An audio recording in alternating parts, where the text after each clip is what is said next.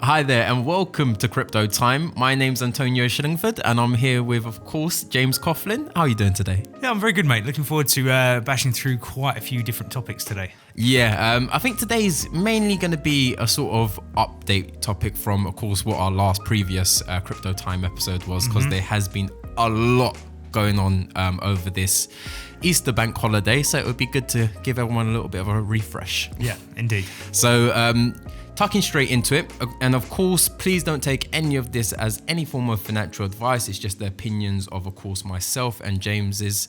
And so if you'd like to kick us off. Yeah, I will do. And always remember, guys, always do your own due diligence before getting involved in any new investment. So yeah, I think great place to start is kind of segueing off where we finished last time with Binance. With Binance, obviously, we've seen a lot with the kind of shutting down of certain coins, mainly around SV, which has obviously been interesting to follow.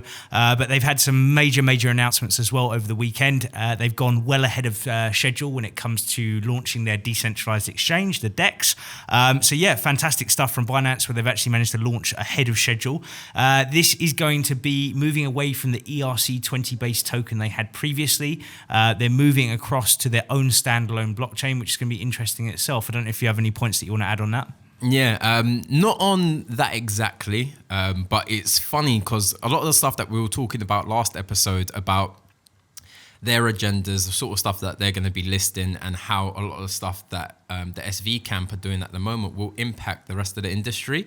And it's funny that they have now completely accelerated their decentralized exchange, which, funny enough, I'm pretty sure would have been affected. Yeah, I mean, we have had a little bit of a movement towards this as well. We've also had Huobi making a lot of noises about decentralized exchanges, and also OKX, which I know someone you've been looking into quite a lot recently around all of this SV stuff. So yeah, we're definitely seeing a sentiment of movement towards this whole kind of decentralized exchange movement, which I definitely don't think can be a bad thing for this space at all. It's going to make things seem more seamless than they are already. It's going to make things better. So yeah, I think plus on this side of things. Yeah. So my news is just quite simply a really quick update on a lot of the exchanges that are currently out there. Of course, we covered FloatSV being predominantly the major one because you've got Binance, Kraken, and of course Shapeshift completely shutting off on their BSV withdrawals and just supporting BSV in general. Now, Binance, initially, their statement was on the 22nd, they will be delisting it, but they'll still provide some form of wallet support. So anyone can still take their coins, do whatever it is that they want to do. So I actually jumped on there this morning and BSV is completely being removed. Yep. So it is very much going against what they initially were saying. And the same stance with Kraken was very aggressive with them just completely suspending withdrawals, meaning that they are now forcing individuals to sell. And for these new exchanges popping up at the moment, it's pretty much the perfect time because with all of these people turning off from their BSV liquidity, that liquidity has to go somewhere else. Yeah. And as a new exchange entering into this space, that's pretty much a bit of a gift, to be completely honest. Because it's because they've shown so much bad faith when it comes to it. It's like, my personal belief is that anybody can delist what they want to delist, right? There's no issues with that. If you don't like a project and you don't feel it aligns with your, sentiment of what you're trying to achieve for your exchange, fine. Delist a coin, right? But give people fair opportunity to come out of that coin. Just because, for example, the CEO of Binance has been getting into it with, Craig Wright, Dr. Craig Wright, for example, doesn't mean, for example, that should echo across all the people that hold BSV. They're not involved in this argument. They are holders of that token, but it doesn't mean to say that they should just be shut off. Now, we saw it, fair game, fair warning allowed, where they were going to give 20-second for people to finish up their trading. So they gave them over a week to obviously get their stuff together, complete any trades that they needed to complete, and transfer onto an exchange which did support SV if they so wanted to. Now this stuff, obviously, with the wallet side of things, was supposed to give people time till July. So yeah, it's just interesting to see how this is playing out. And in my view, it doesn't particularly give me good faith in these companies. I don't, like I said, have an issue with delisting. I just have an issue with the fact of the way that they've gone about delisting, specifically Kraken. That to me is just appalling. Just being able to just switch off, trading, not allowing withdrawals out of actually the wallets, to me is just disgusting, if I'm honest. Yeah, I would agree. And it was just pretty much the coup scenario. So they all basically got together and delisted at the same time. If a single exchange was to delist just because there was some things that they don't like, fine, fair enough. But the fact that it was all of them congregated together and then just went chop. Yeah. But on the positive note, FloatSV exchange, they are now up and running. So this is one of the exchanges that are going to basically hoover up a lot of that volume that is being shut off from those particular exchanges. And of course, we went through some of the finer details on how it is actually operated last, who's behind it, etc.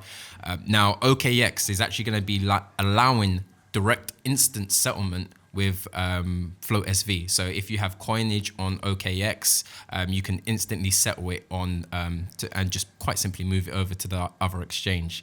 So handy. And not just that, RelayX, the wallet provider.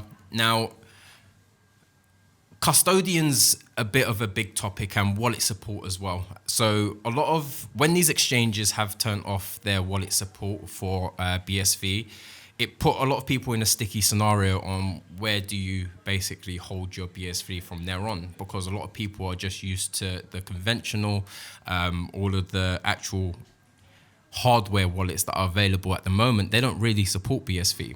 So it's put everyone in a scenario where they've disabled withdrawals, meaning that you're more than likely going to have to actually sell your BSV anyway. And if you can withdraw, where do you withdraw to? There's not really that many places. And I think this was the major point of why they went at it the way that they went at it. It's not just as simple as there's an argument between Craig Wright or, for example, not happy with the way certain things are being said and all the rest of it.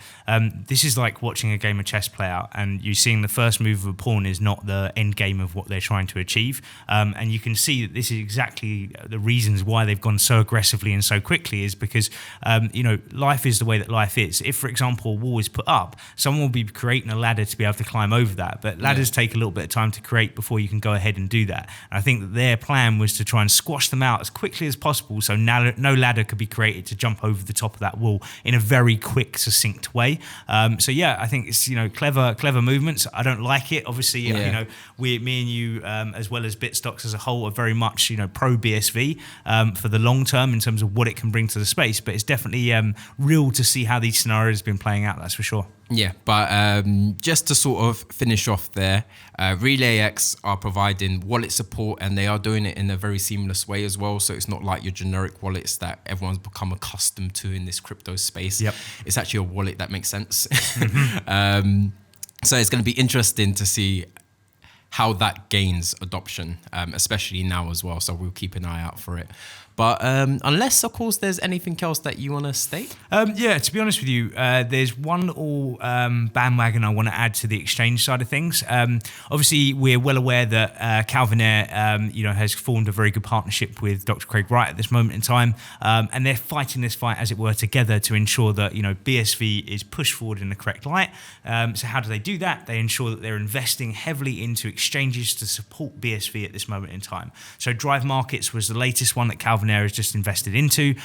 They have not disclosed the exact figure of how much was put in, but it was said to be in the multi-million level. So again, we can see that they're firmly putting their financial backing behind projects that need to be pushed forward. Calvin Air, Dr. Craig Wright, VC firms, they're not stupid. They do a hell of a lot of research before getting involved in any new investment that they do want to, push forward.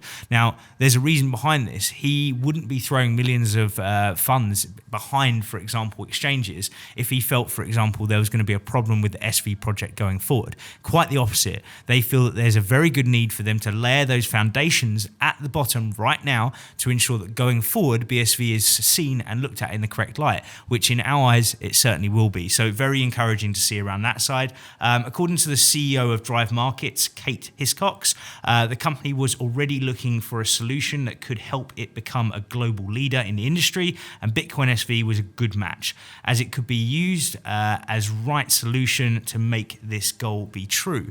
So look, we can see again that people out there are supporting it for the correct reasons, the fact that it is the scalable blockchain that's out there, and we can see how this is all going to move forward. So yeah, I think this is a really nice point to wrap things up, we've been through some real interesting topics today to see how BSV is really going to be operating going forward. So yeah, guys, as always, please hit that notification button if you like what you're seeing, so you can see the latest and greatest coming from Bitstocks. And also, we have an event that myself and Antonio are going to be hosting at the end of this month on the 30th. So yeah, if you guys can get involved, get engaged, please come down, because our view is about building this community out as best as possible, specifically in times like this, why the market has been going through a bit of turmoil, to bring everyone together and to spread the knowledge again. So yeah, I think this is a nice place to end this today. And I agree with you there. So peace and love.